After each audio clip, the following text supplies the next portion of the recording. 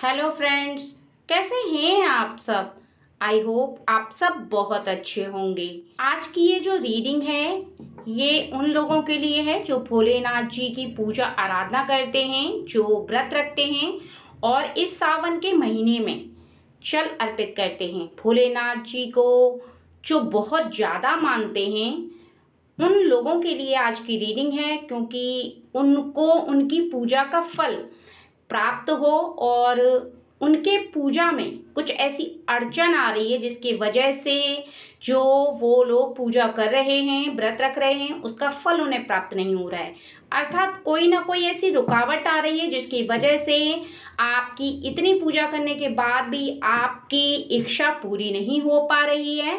आप जितना ज़्यादा व्रत रख रहे हैं, जितना ज़्यादा आप भोलेनाथ जी को मानते हैं, जितना आपको उनमें विश्वास है, उसके अनुसार आपको उनकी पूजा करने के बाद भी फल प्राप्त नहीं हो पा रहा है, क्योंकि कहीं ना कहीं आपकी प्रेयर में ब्रेक हो रहा है। कहीं ना कहीं आपकी पूजा में कोई ना कोई बाधा ऐसी उत्पन्न हो रही है जो आप नहीं जान पा रहे हैं, जिसका आपको आभास नहीं हो रहा है, क्योंकि देखने में आपको बहुत ही ज़्यादा साधारण लगता है, लेकिन कुछ छोटी छोटी सी ऐसी बातें होती हैं जो कि आपकी पूजा को लगने नहीं देती हैं, और जो पूजा का फल आपको प्राप्त होना चाहिए वो आपको कई बार प्राप्त नहीं हो पाता है।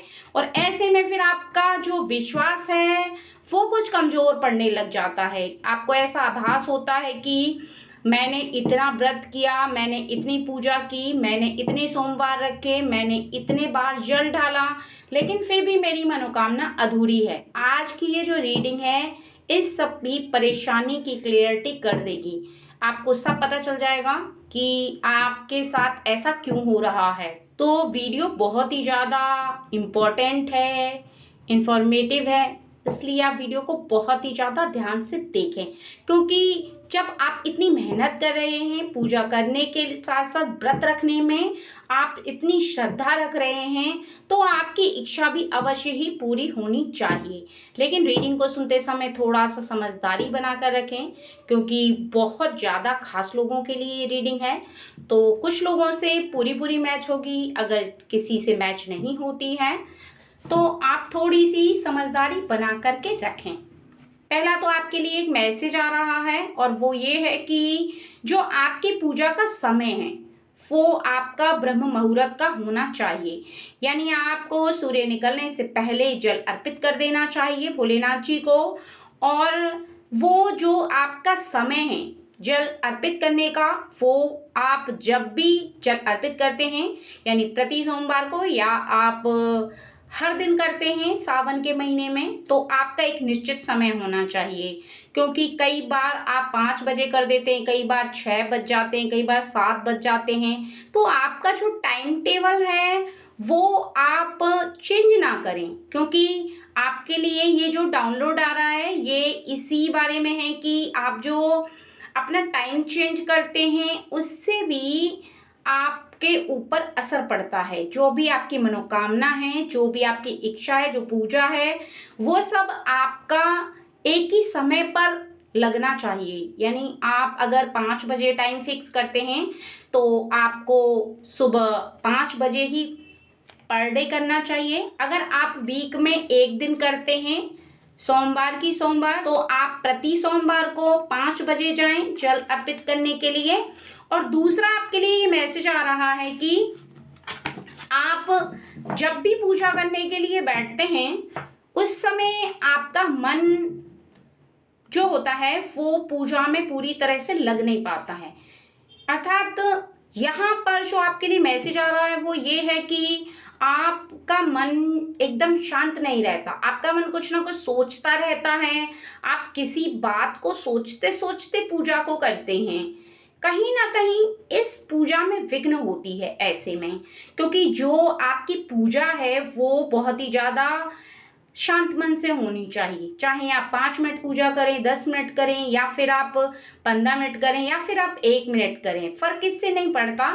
बल्कि आप अपनी पूजा को केवल एकांत मन से करें। आपका एकाग्र मन होना चाहिए। उस समय आपके मन में कोई भी बात नहीं होनी चाहिए जिस समय आप भोलेनाथ जी के समक्ष खड़े हुए पूजा को कर रहे हैं, सिर्फ उनका ध्यान कीजिए। इसमें समय महत्व नहीं रखता है, इसमें रखता है कि आपने कितनी देर अपने भोलेनाथ जी के लिए ध्यान लगाया। और तीसरा आपके लिए ये डाउनलोड आ रहा है कि आप जो सावन के महीने में इतना पूजा पाठ करते हैं, सोमवार आप जल अर्पित करते हैं, वहीं जब कोई अन्य दिन आता है सावन के महीने में, तो आप किसी ऐसी चीज का सेवन कर लेते हैं जो कि आपकी इकट्ठा की हुई शक्ति है उसको बिखेर देता है।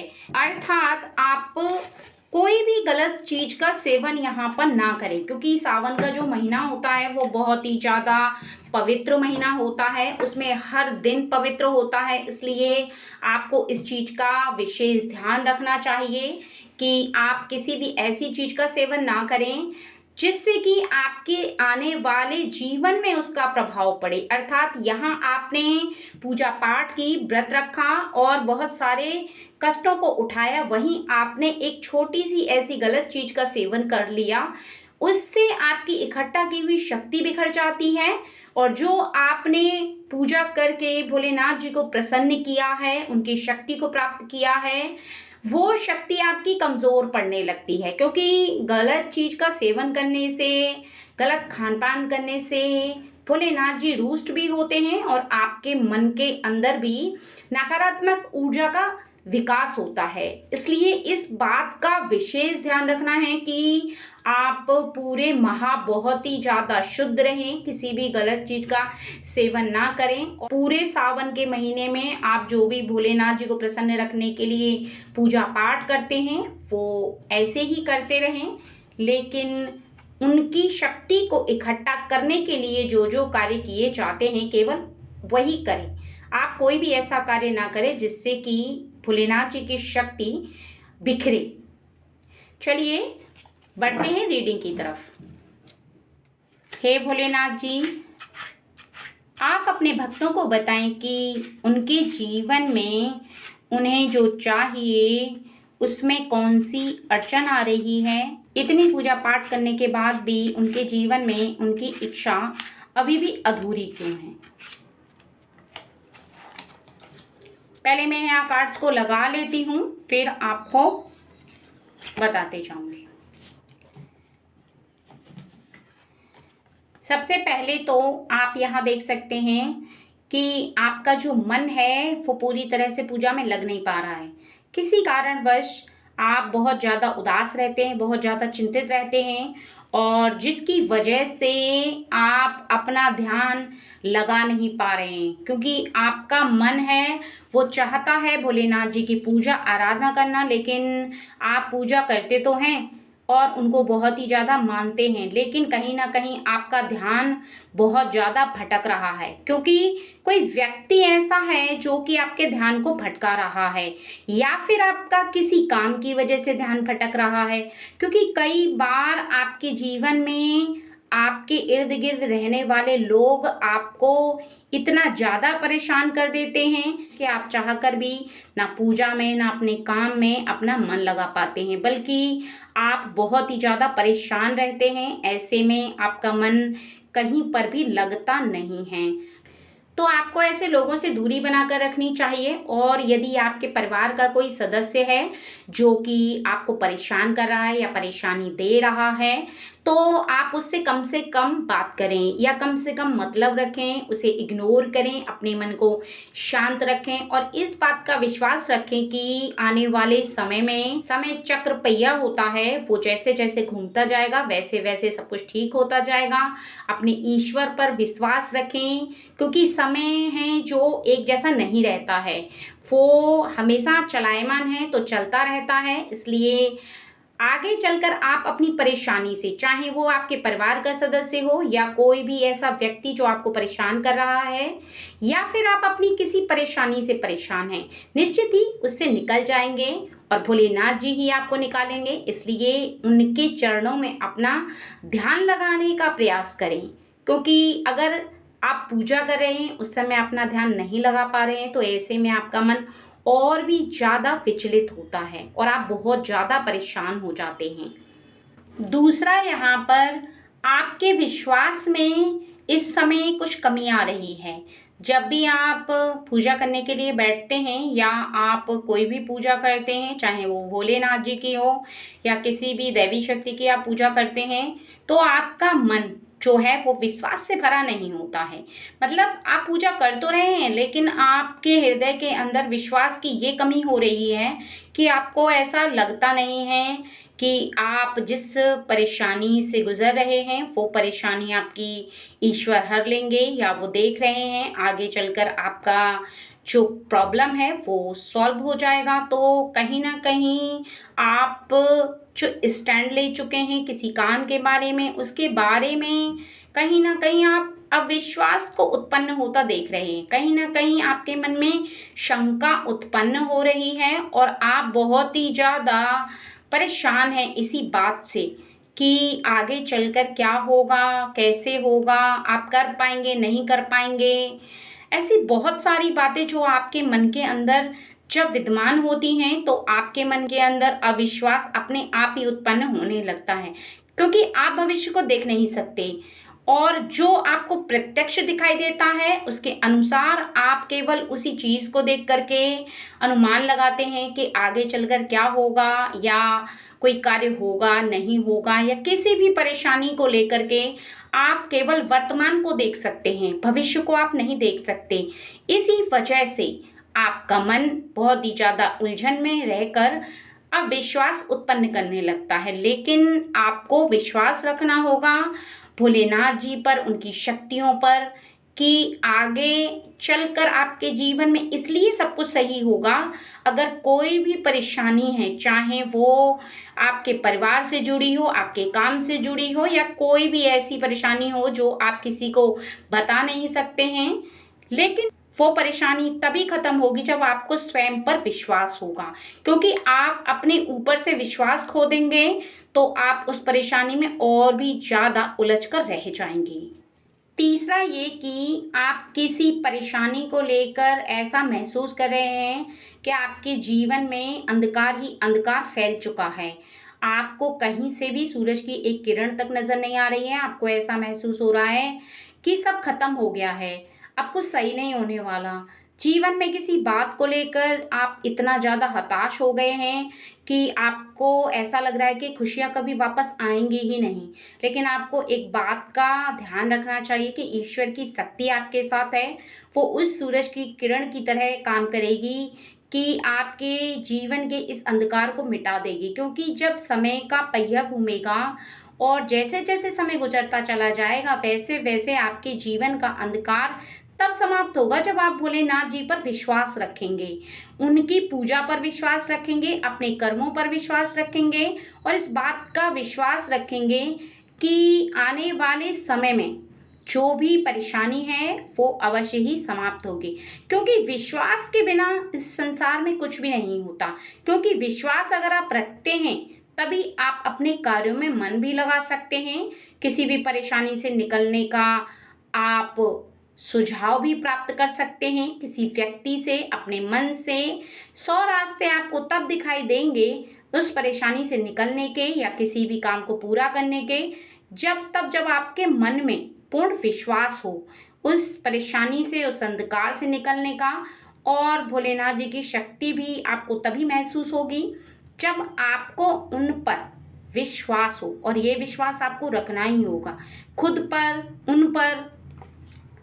इस बात का आपको ध्यान रखते हुए चलना है कि आपके हाथों में भी वो शक्ति है जो ईश्वर ने दी हुई है। क्योंकि अगर आप चाहेंगे अपने कार्यों को मोड़ना, अपने जीवन में परिवर्तन लाना, तो आपको कोई नहीं रोक सकता। क्योंकि आपके हाथों से जो कार्य आप करते हैं, उन्हीं हाथों में शक्ति होती है समय को परिवर्तन करने की।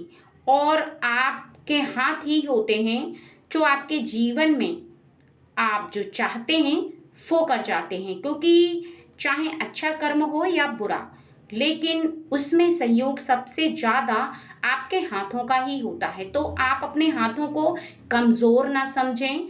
हमेशा इस बात को ध्यान रखें कि जिस हाथों से आप भगवान जी की पूजा कर रहे हैं, भोलेनाथ जी को जल अर्पित कर रहे हैं, उन हाथों में जब ईश्वर की शक्ति आपको प्राप्त हो रही है तो आप अपने जीवन में जो चाहेंगे वो करेंगे। हमेशा इस बात का विश्वास रखें, इस बात को ना सोचें कि आपके हाथ पता नहीं आपके उस कार्य को पूरा कर सकते हैं या नहीं कर सकते हैं, क्योंकि जब आपके मन के अंदर ये विश्वास उत्पन्न हो जाएगा तो निश्चित ही आप इस बात को विश्वास रख करके उस कार्य को कर पाएंगे।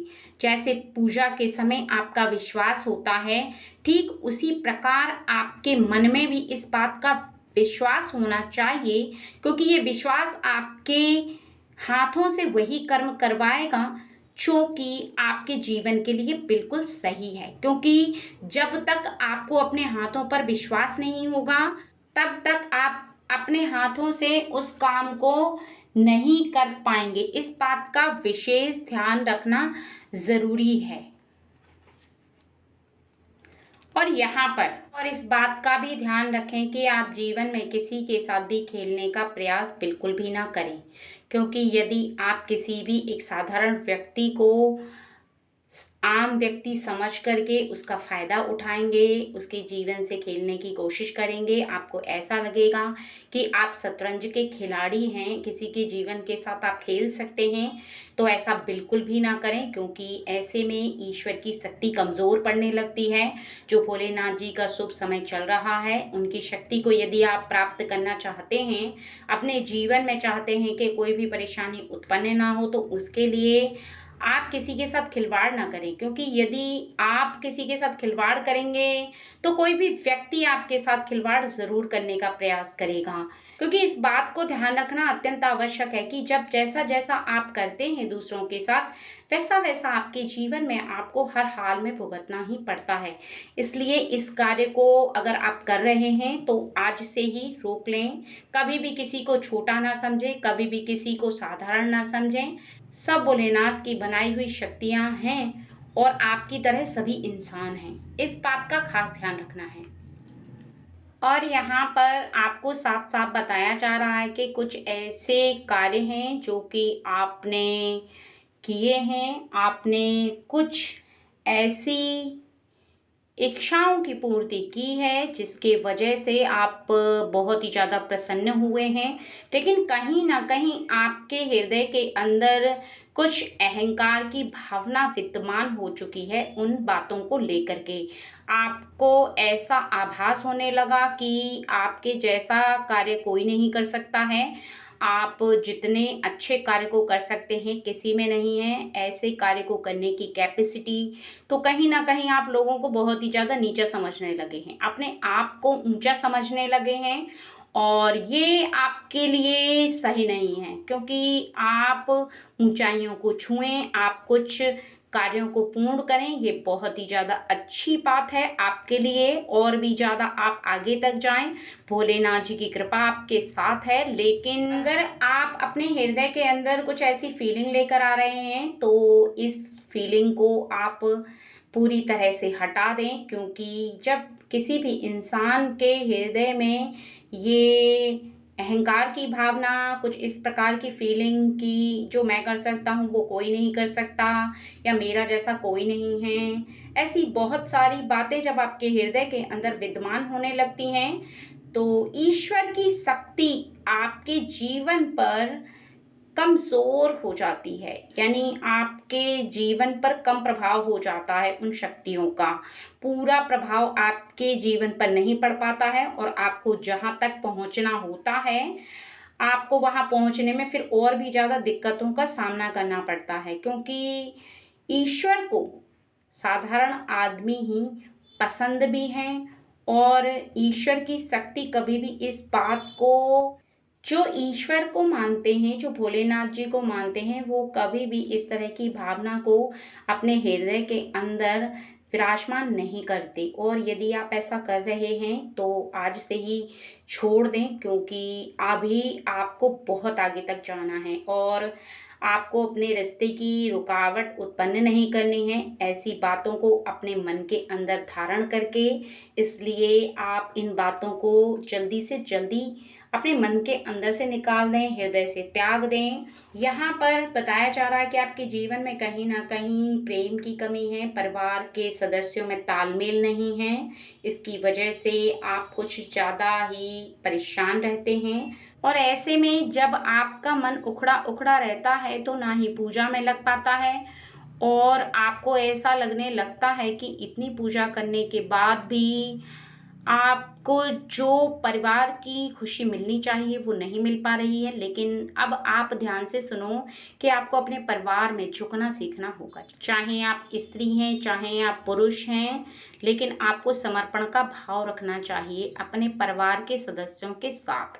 यदि आप अपने परिवार की खुशहाली चाहते हैं, आप चाहते हैं कि आपको परिवार का सुख प्राप्त हो, आपका परिवार खुशहाल रहे, आपका मन लगे, आपका फलता फूलता परिवार जो कि आपको बहुत ही ज़्यादा खुशी देता है, जिससे कि आप बहुत ज़्यादा खुश रहते हैं, तो उसके लिए आपको ये करना बहुत ही ज़्यादा ज़रूरी है। क्योंकि ऐसा करने से आपके मन के अंदर भी शांति रहेगी। आप जिस काम को करेंगे उसमें आपका मन लग पाएगा, और जो आप ईश्वर की शक्ति से मांग रहे हैं वो भी कार्य पूरा हो जाएगा। क्योंकि जब आपका मन अशांत रहता है तो आपका मन किसी भी कार्य में लग नहीं पाता है।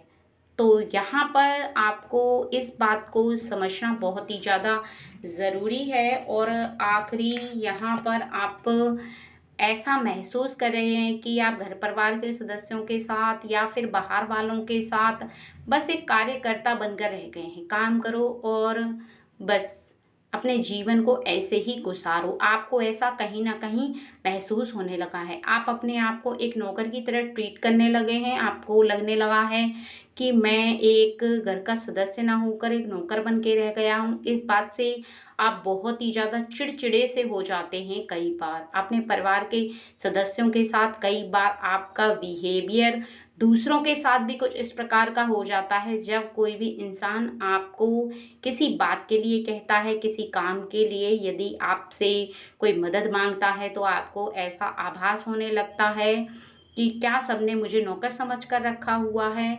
मैं किसी का कोई काम नहीं करूँगा, मैं कोई नौकर नहीं हूँ। मैं घर का काम भी करूँ और बाहर का भी करूँ और दूसरों की सहायता करूँ। लेकिन आपको ऐसा नहीं करना है। आपके अंदर इतनी सामर्थ्य है, आप इस लायक हो कि आप दूसरों की मदद कर सको। ईश्वर ने आपको बनाया है ऐसा। इसमें आप किसी के नौकर नहीं हो, किसी के सर्वेंट नहीं हो, बल्कि आप एक बहुत अच्छे इंसान हो। क्योंकि जब कोई किसी लायक होता है तभी उससे कोई भी व्यक्ति मदद मांगता है, चाहे वो बाहर का व्यक्ति हो, खानदान वाला हो, या फिर कोई भी अपना ऐसा सदस्य जो कि आप पर निर्भर है। तो इस बात का आपको खास ध्यान रखना है। अपने मन के अंदर नेगेटिविटी बिल्कुल भी नहीं लानी है, क्योंकि अगर आप अपने मन के अंदर चिड़चिड़ापन उत्पन्न कर लेंगे तो फिर किसी काम को कर नहीं पाएंगे।